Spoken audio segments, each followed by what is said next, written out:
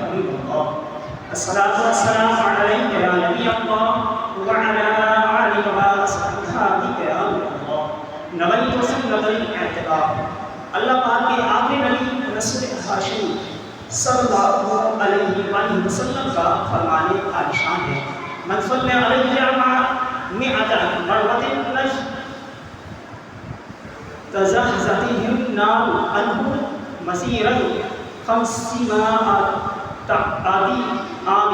ترجمہ، جس نے مجھ پر 100 مرتبہ درود شریف پڑھا وہ جہنم سے 500 برس کی مسافت دور کر دیا جائے گا۔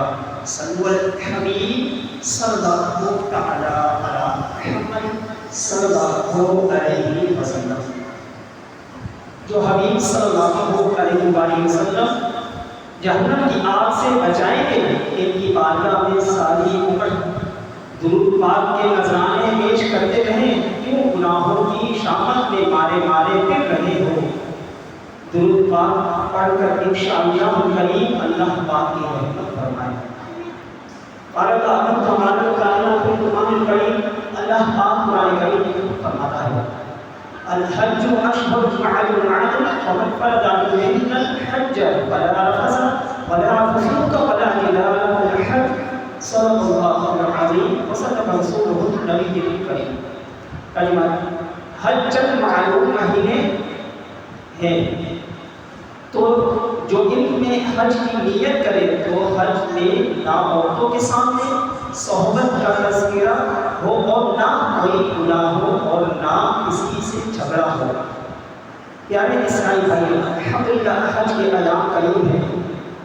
حج کا ارادہ رکھنے والے خوش نصیب حضرات سفر حج کی تیاریوں میں مصروف ہوں گے، احرام خریدے جا رہے ہوں گے، سامان سفر باندھا جا رہا ہوگا اور بعض خوش نصیب خود سوئے مکہ و مدینہ روانہ بھی ہو چکے ہوں گے۔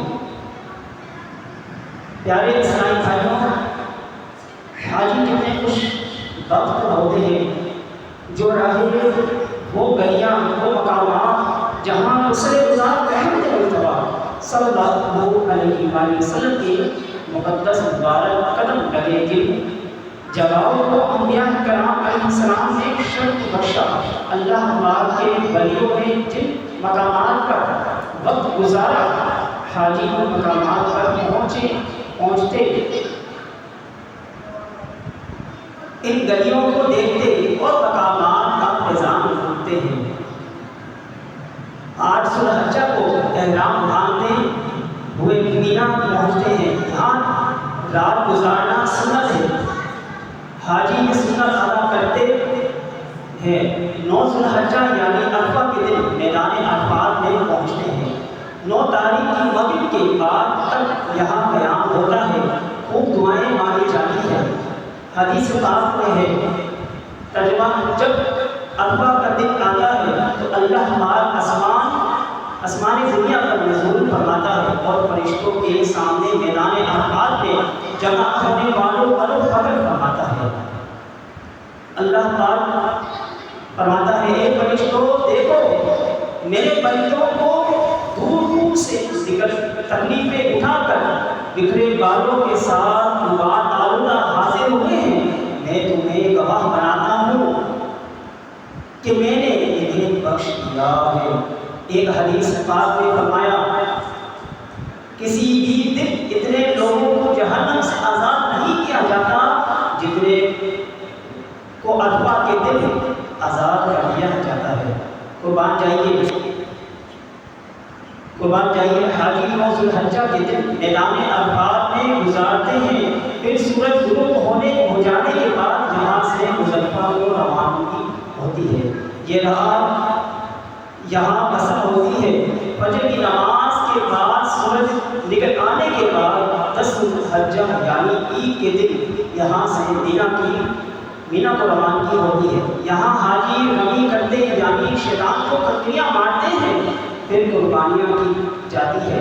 اس کے بعد حلق کروا کر احرام کو دیے جاتے ہیں، پھر طواف زیارہ ہوتا ہے، یوں حج مکمل ہو جاتا ہے۔ بعد میں بدر واپسی کے وقت الوداع طواف کیا جاتا ہے، اسلامی بھائیوں کو خوش نصیب جو اس سال حج کی سعادت حاصل کرنے کے لیے جا رہے ہیں یا پہنچ چکے ہیں، ان کو بہت بہت مبارک ہو۔ اللہ پاک ان کی یہ کاوشیں قبول فرمائے۔ جو بیچارے نہیں جا پا رہے، جانے کو ترس رہے ہیں، اللہ پاک انہیں بھی سفر حج اور سفر عمرہ کی توفیق نصیب فرمائے۔ پارہ نمبر 2 سورہ بقرہ آیت نمبر 197 سے لے کر 203 تک 7 آیت میں سفر حج کے کچھ اہم آداب بیان ہوئے ہیں۔ یہ آداب ہے جو حاجیوں کے لیے، مگر ان میں سبھی کے لیے سیکھنے کی باتیں ہیں۔ آئیے سیکھتے ہیں۔ اللہ پاک نے فرمایا الحج اشہر معلومات، حج معلوم مہینے ہیں، یعنی جس طرح عمرہ ہے جب بھی چاہے جا کر عمرہ کر سکتے ہیں، حج ایسے نہیں ہے۔ حج کے لیے وقت اور مہینے مقرر ہے۔ ویسے حج کے جو دن ہیں وہ صرف 5 ہیں، یعنی حج کے مناسب 8 ذوالحجہ سے شروع ہوتے ہیں اور 13 کو مکمل ہو جاتے ہیں۔ البتہ شوال، ذوالقعدہ، ذوالحج یہ تینوں مہینوں کو حج کے مہینے کہتے ہیں، کیونکہ ان تین مہینوں میں حج کا احرام باندھا جا سکتا ہے۔ ایسے ہی یوں سمجھ لیجیے، اگر کوئی شخص رمضان کا ہی میں حج کا احرام باندھ کر مکہ پہنچ جائے تو یہ اس کے لیے جائز نہیں ہے، مگر وہ ہے اگر کوئی شوال میں حج کا احرام باندھ لے تو یہ بالکل جائز ہے۔ یوں شوال سے لے کر ذوالحج تک یہ 3 مہینے بالکل بھی پورے نہیں ہوئے۔ 2 مہینے 10 دن جو ہے یہ حج کے مہینے ہیں۔ مزید فرمایا فَمَنْ فَرَضَ فِيهِنَّ الْحَجَّ فَلَا رَفَثَ وَلَا فُسُوقَ وَلَا جِدَالَ فِي الْحَجِّ، تو جو ان میں حج کی نیت کرے، حج میں نہ عورتوں کے سامنے صحبت کا تذکرہ ہو اور نہ کوئی گناہ ہو اور نہ کسی سے جھگڑا ہو۔ حج کے دوران یہ 3 کام منع ہے۔ ایک رفث، اس کا معنی ہے فحش باتیں کرنا، خاص طور پر خواتین کے بارے میں جو باتیں ہوتی ہیں، میاں بیوی آپس میں تعلق کے بارے میں جو باتیں ہوتی ہیں، ان باتوں سے کو رفث کہا جاتا ہے۔ نمبر 2 فسوق، اس کا معنی ہے گناہ اور برائی کے کام، اور نمبر 3 جدال، اس کا معنی ہے لڑائی جھگڑا۔ پیارے اسلامی بھائی، یہ 3 کام ہیں جن سے بچنا ہے۔ پیارے آقا مکی مدنی مصطفیٰ صلی اللہ علیہ وآلہ وسلم نے فرمایا کلمہ حیا ایمان سے ہے اور ایمان جنت میں ہے، فحش کوئی یعنی گندی باتیں کرنا بد اخلاقی سے ہے اور بد اخلاقی جہنم میں ہے۔ افسوس حاجی سفر حج پر روانہ تو ہو جاتے ہیں مگر ان کی باتیں ختم نہیں ہوتی۔ یہاں سے روانگی کے وقت بہت جذبہ ہوتا ہے، شوق ہوتا ہے کہ میں حج یا عمرے کے لیے جا رہا ہوں، مگر سفر کی تکلیفیں، بوریت، پھر زیادہ عبادت کی پریکٹس نہ ہونے کے سبب جذبہ جلدی مانت پڑ جاتا ہے۔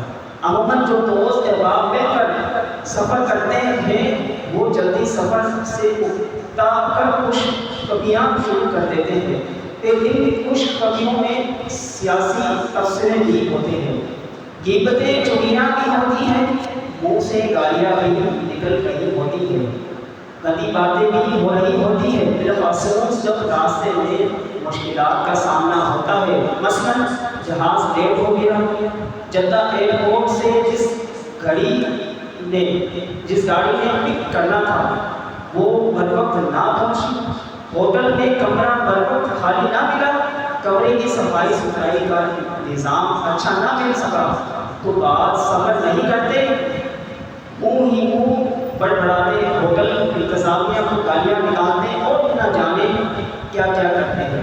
بعد دفعہ مقدس مقامات پر ہاتھا پائی تک بھی نوبت پہنچ جاتی ہے۔ اے عاشق رسول، سفر حج سفر عشق ہے۔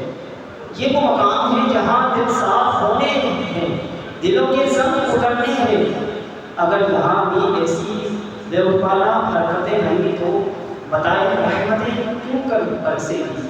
اس لیے سفر حج و عمرے میں بالخصوص اور اس کے علاوہ بھی زبان پر کفر مدینہ لگائے رکھنا چاہیے، یعنی بس ضرورت کی بات وہ بھی نبے تلے لفظوں میں کر لینے کی عادت بنا لیجیے، انشاءاللہ کریم برکتیں نصیب ہوگی۔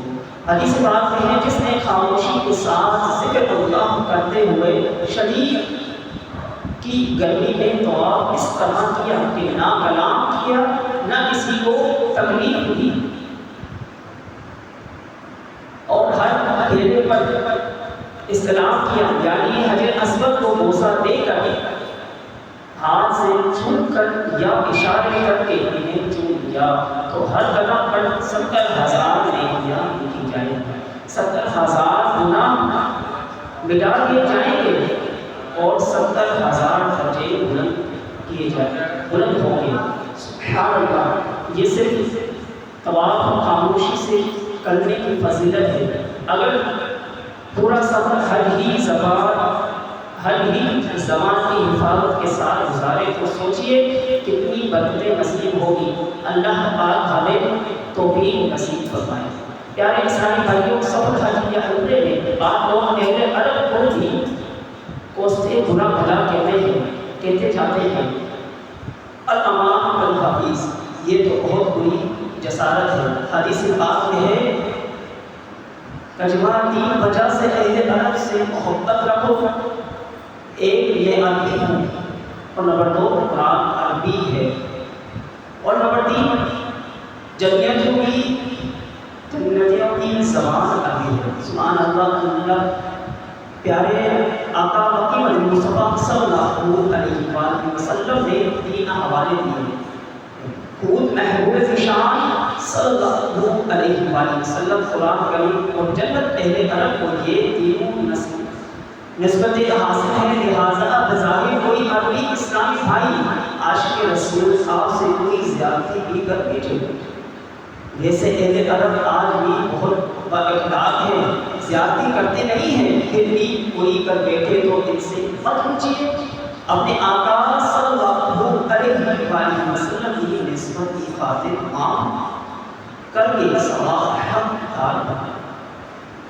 بار شریعت میں سب عربیوں سے بہت نرمی کے ساتھ پیش آ کر آئیں، اگر وہ سختی کرے تو ادب سے برداشت کریں، اس پر شکر نصیب ہونے کا وعدہ فرمایا ہے۔ مزید ارشاد فرمایا وَلَا جِدَالَ فِي الْحَجِّ، اور نہ کسی سے جھگڑا ہو۔ یہ بھی سب حج کا بہت اہم ادب ہے۔ سفر حج یا عمرے میں ایسے اس کے مقامات بہت بڑھ جاتے ہیں۔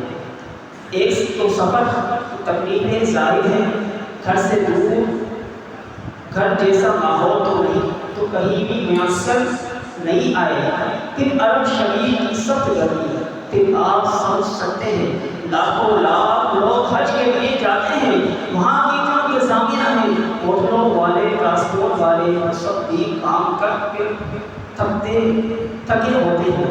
اتنے بڑے پیمانے پر انتظامات کرنے میں 19-20 کی کمی رہ ہی جاتی ہے۔ کبھی ہوٹل کا مسئلہ، کبھی کمرے ٹھیک نہ ملا، کبھی گاڑی والے نے لیٹ کر دی، جنہوں نے قربانی کا ٹوکن لیا انہیں کی قربانیاں لیٹ ہو جاتی ہیں، کہیں دھکا لگ گیا، کبھی کوئی چیز گم ہو گئی، بیمار پڑ گئے تو دوا کا انتظام درست نہ پایا۔ اس کے ساتھ ساتھ ان کی زبان عربی، ہم اردو، پنجابی، سندھی اور پشتو وغیرہ بولیں گے تو انہیں سمجھ نہیں آئے گی، لہٰذا ان کی سمجھنا اور اپنی سمجھانا بھی ایک مسئلہ ہے۔ یوں ہزار طرح کے معاملات ہو سکتے ہیں، بلکہ ہوتے بھی ہیں۔ ایسا حالات میں غصہ بھی آ جاتا ہے، دانت بھی بھیجتے ہیں، دل کرتا ہے کہ سامنے والے کو تھپڑ لگا دے، مگر یہ سفر حج ہے، یہی تو امتحان ہے۔ روکیے، خود کو روکیے، غصہ بھی جائے، یہاں کسی سے الجھنا نہیں ہے، جھگڑا نہیں، ہر ایک کو ادب سے شکریہ شکریہ ہی بولتے رہنا۔ میں تو مشورہ دوں گا کہ سفر حج پر جانے سے پہلے اپنی زبان پر لفظ پکے کر لیجیے، ایک شکر، دو جزاک اللہ خیر، بس موقع کی مناسبت سے سب کو یہی بولتے رہیے۔ میں آپ کو ایک پتے کی بات عرض کروں، مسلمانوں کے سب سے جو بڑا دشمن ہے، جو مسلمانوں کو سب سے زیادہ نقصان پہنچانے والا ہے، وہ آپس کی لڑائی جھگڑے ہیں۔ میں آپ کو حدیث پاک سناتا ہوں، بڑی خوبصورت حدیث پاک ہے، اس کو ذرا سمجھیے گا۔ مسلم شریف جو حدیث پاک کی بہت معتبر کتاب ہے، اس میں روایت ہے محبوب ذیشان مکی مدنی سلطان صلی اللہ علیہ وسلم نے ارشاد فرمایا، میرے لیے زمین سمیٹ دی گئی، بس میں نے زمین کے مشرق و مغرب دیکھ لیے۔ سبحان اللہ، کیا شان ہے میرے آقا صلی اللہ علیہ وسلم کی۔